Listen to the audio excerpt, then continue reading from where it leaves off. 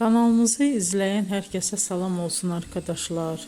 Yine sizlere çok güzel videolar hazırladık.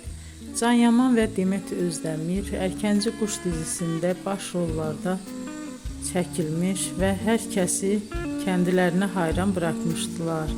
Bizler onları hep birbirine yakıştırdık.